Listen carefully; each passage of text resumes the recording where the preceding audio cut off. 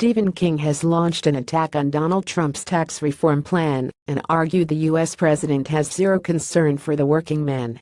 The best-selling author, who penned The Shining, argued President Trump's ambitious tax plan, which was unveiled on Wednesday, would reward the wealthiest and neglect those at the bottom.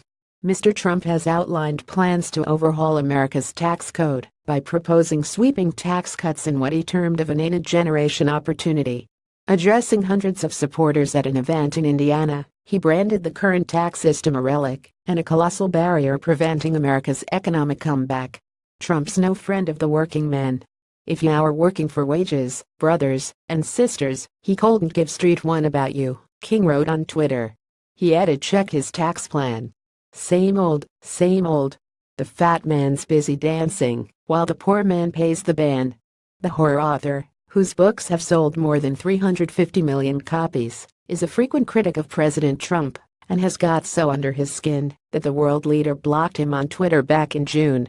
He has just released a new book, Sleeping Beauties, which includes a jab at the president.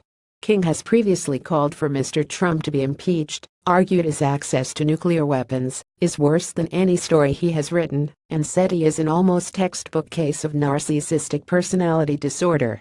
President Trump's tax reform plan, which sets out the most sweeping change in decades, seeks to axe the corporate rate from 35% to 20%.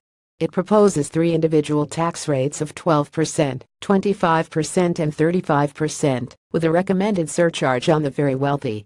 Nevertheless, it does not set the income levels at which the rates would be applied to, so it remains uncertain exactly how much of a tax cut would go to a typical family. President Trump hailed the plan, which he is hoping will recover his embattled legislative agenda, as a middle-class miracle, despite the fact the outline is short of detail about how middle-class families would come out of it, and analysts conclude the benefits appear modest so far.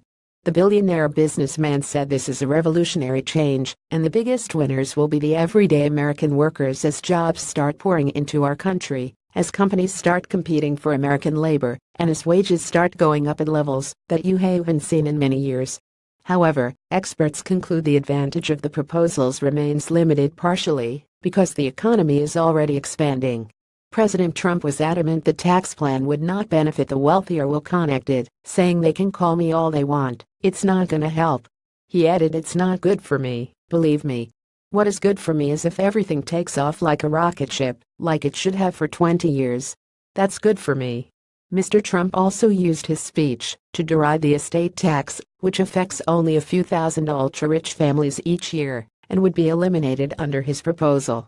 The change would predominantly benefit the upper echelons of earners, including President Trump himself.